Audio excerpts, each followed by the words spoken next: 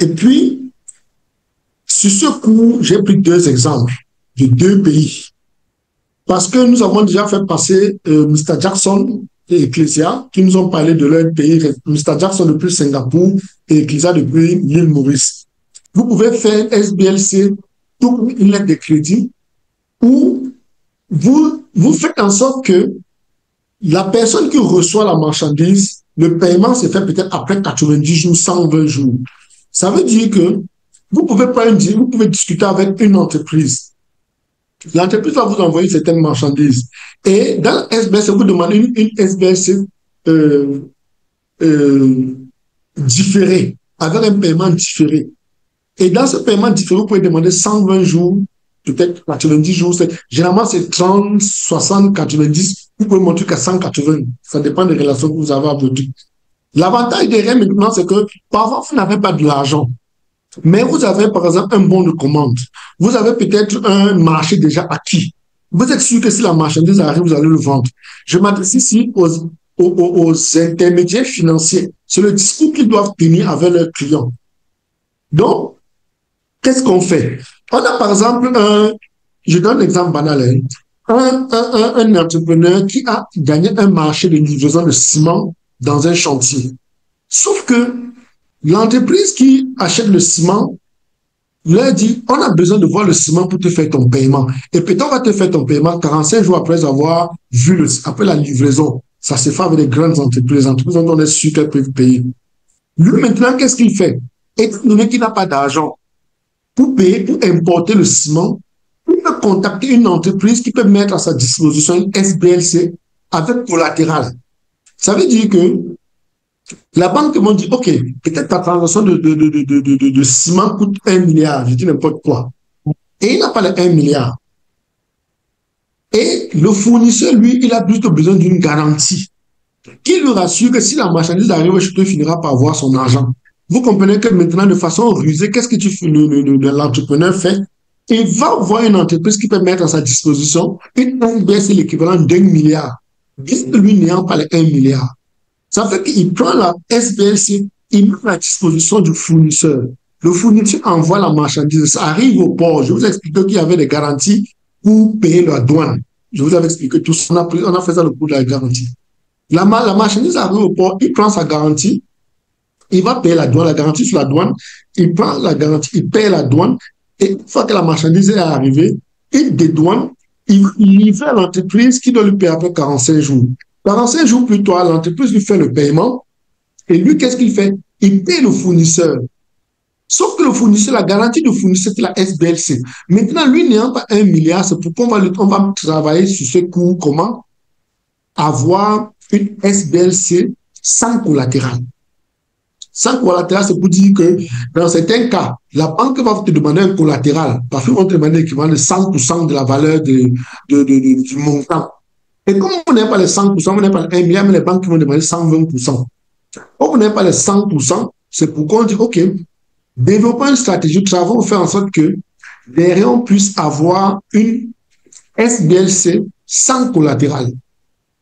Et c'est comme ça que le mec, vous le conseillez, vous l'accompagnez pour qu'il puisse faire venir la marchandise sans avoir dépensé le montant exact. En un mot, c'est ce qu'on aura à voir aujourd'hui dans le cours. Il faut comprendre que les stand-by letters of credit sont des instruments financiers utilisés comme garantie bancaire. Certaines juridictions comme Singapour et l'île Maurice offrent des solutions innovantes sans exigence de couverture à 100% de demandeurs, via des mécanismes de levier ou des structures collatérales alternatives. Dans nos pays, généralement, chez nous pays francophones, la plupart du temps, on va demander 100%. Puisque vous voulez 1 milliard, vous voulez importer une marchandise de 1 milliard, la banque va vous demander de poser 1 milliard pour qu'elle puisse couvrir la SBLC. C'est pourquoi maintenant, nous, en tant qu'intermédiaires financiers, on va chercher des alternatives pour que l'importateur ne dépose pas 1 milliard. Vous comprenez que on devient totalement bénéficiaire. Donc, en gros, c'est ça. Quand on va essayer de comprendre le contexte,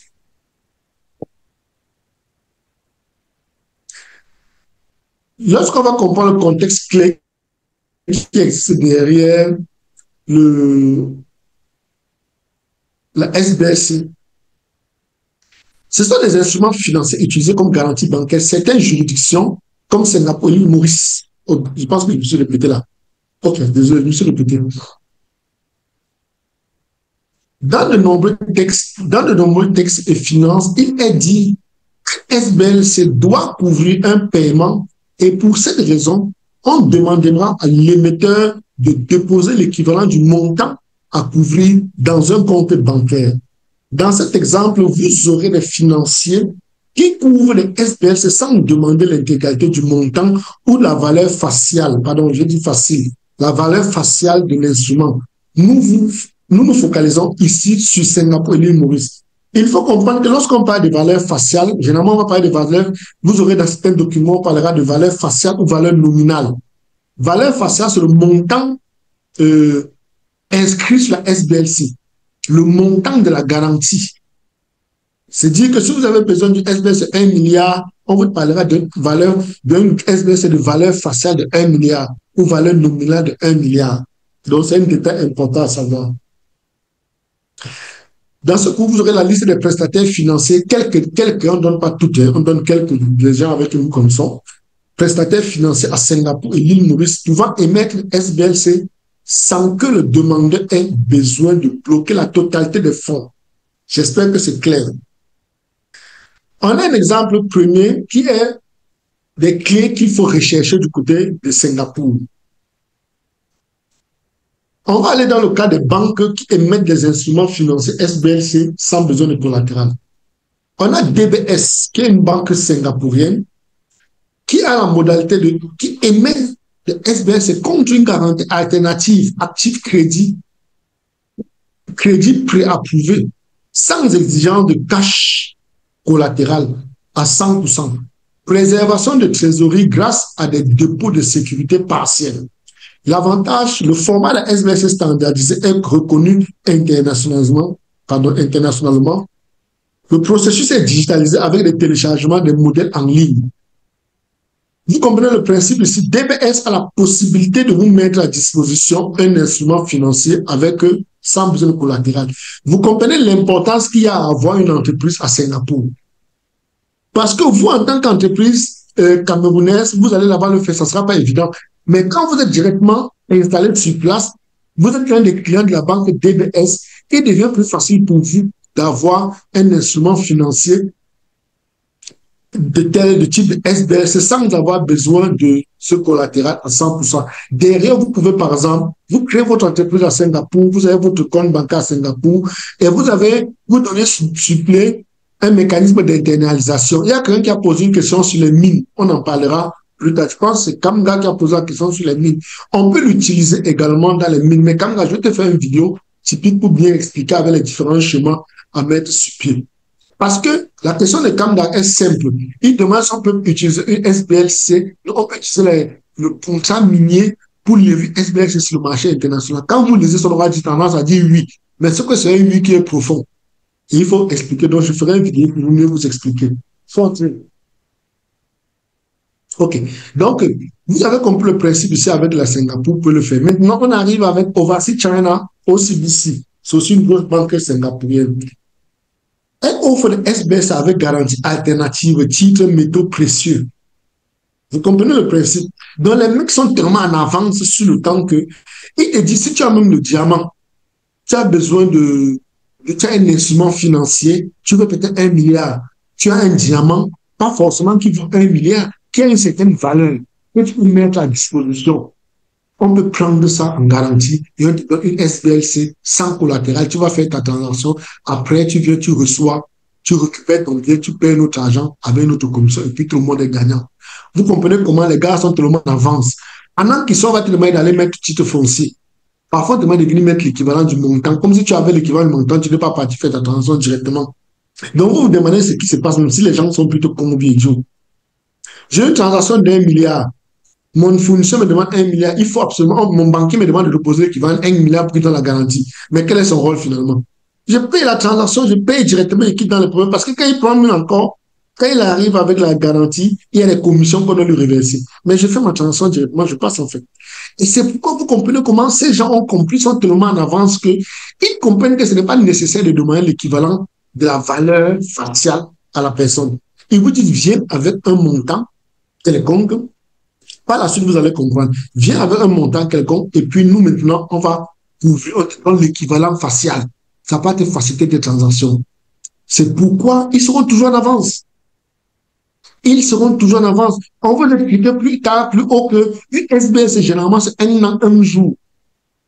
La valeur du SBC, c'est un an, un jour. Quand tu es lancé dans l'importation, par exemple, du riz, du sucre, tu cherches juste une SBC qui va te mettre, une banque qui va te mettre à disposition, une SBC sans collatéral.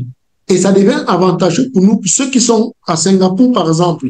Vous êtes à Singapour, vous travaillez avec les pays africains, peut-être une mine quelconque. Vous allez discuter juste avoir le contrat. Et puis, je vous explique que, imaginez quelqu'un qui vient rencontrer un ministre au Cameroun, dit qu'il est, ou bien en Afrique, il dit qu'il a une entreprise à Singapour. Le gars t'écoute, il t'écoute. Il va d'abord t'écouter parce que ce n'est pas des destinations qui courent les rues. C'est pourquoi nous devons profiter de ça pour pouvoir nous implanter. On doit absolument être là-bas. Positionnons-nous là-bas. Et derrière, on l'a dit, quand c'est à Singapour, on a un directeur local, on a un secrétaire. L'île Maurice, pareil. Donc, même étant dans notre pays de résidence, on a un pied à terre de ce côté et nos entreprises sont en train de travailler. On ne comprend pas comment on gagne l'argent. Les gens vous voient seulement sortir tous les jours avec Malek. Tu vas, tu te mets devant un ministère, tu parles, mais tu vis dans le même pays avec lui. Il ne comprend pas comment tu as fait. Il ne sait pas que vous avez capitalisé sur le long terme, vous avez capitalisé sur la stratégie. Et c'est des choses qui nous manquent cruellement. Donc, on va continuer. On a l'intermédiation financière, des entreprises qui font dans l'intermédiation financière. Donc, c'est pour ça qu'on parle de quelques sociétés du côté de l'île Maurice, de Singapour, autant pour moi, qui font émettre les instruments financiers sans collatéral. Dans le cas des SBLC, de l'île Maurice, je voulais dire, on a des fiduciaires et des banques offshore. SBM, Banque Mauritius, émet des SBLC via des structures de collatéral trust. Donc, on a un exemple par avec la Guinée, où on a un Libanais, un Israélien qui arrive en Guinée. On voulait construire le tribunal qui devait juger Dadi Camara. C'est quelque chose qui devait tourner autour de 5 millions de, je pense 15 millions de dollars. Et les entrepreneurs locaux pouvaient chercher 15 millions de dollars parce qu'il fallait une garantie. Et il fallait que l'entrepreneur qui doit construire mette sur pied une garantie qui justifie qu'il a l'équivalent de 15 millions de dollars. Qu'est-ce qu'il fait? L'Israélien n'a pas besoin d'avoir les 15 millions de dollars. Il va chercher SBL, c'est l'équivalent de 15 millions de dollars. Vous comprenez ce qu'il fait? Il paye louer SBL, c'est 15 millions de dollars. Il vient, il met ça dans son dossier, il dépose et il gagne le marché. Et qui gagne le marché, les gens sont des criés au scandale parce qu'ils ne savaient pas que le monde avait utilisé SBLC. On avait demandé une caution, on paye une caution, on a demandé une garantie financière. Et lui, il va payer SBLC, il a sorti dans son document. Quand on va vérifier, on dit qu'effectivement, il y a l'équivalent de 15 milliards, qui est 2 millions de dollars déposés pour le chantier. Et il faut noter qu'on dépose ça, c'est pourquoi c'est une garantie qu'on est déposer, parce que c'est l'État qui va préfinancer la transaction, le truc. Mais l'État veut se rassurer qu'elle travaille avec une entreprise qui a les finances solides, qui est financièrement stable. C'est le seul piège, en fait. On ne veut pas que le nouvel aventurier, c'est l'individu qui veut construire, alors qu'il n'a jamais rien fait. Il n'a pas les moyens. C'est pourquoi lui, maintenant, il prend la SBLC, il dépose sa forme de garantie, de fin d'exécution. Quand on dépose l'équivalent de 15 millions, en ce moment, l'État va commencer à préfinancer la transaction, commence à préfinancer la construction. Vous voyez comme il gagne l'argent rien qu'avec l'intelligence. Mais chez nous, on va dire que non, c'est parce qu'il vend les choses comme dans les narines blanches, là. On va dire qu'il fait le trafic de mauvaises illicites. Pourtant, au fond, il a juste compris comment le système international, le système de la finance internationale marche. C'est tout. C'est tout, il n'y a rien derrière. Ça devient également utile pour nous autres de pouvoir de temps en temps voir quand il y a les appels d'offres, comprendre la consistance et puis le niveau des instruments financiers. On se met sur des marchés appropriés. Tu te mets à Singapour, tu te mets à l'île Maurice. À partir de l'île Maurice, tu gagnes des marchés sur le continent africain en te servant des instruments financiers qui existent, qui te demandent rien. On va te demander, un provider va te demander, tu as un marché de je dis n'importe quoi, 1 milliard. On vient, ton provider dit que, bon, ok, pour que je mette, je te donne un SBS de 1 milliard, dépose l'équivalent de 10%. Mais mon frère, tu manques 100 millions. Dépose 100 millions, tu as la garantie, tu viens, tu mets ça, tu présentes ton dossier, après tu gagnes ton marché, à la fin, tu sors gagnant. Si tu vas donner 3%, ça ne vaut rien. Donc, vous comprenez la nécessité qu'il y a. Maintenant, il y a la structuration innovante.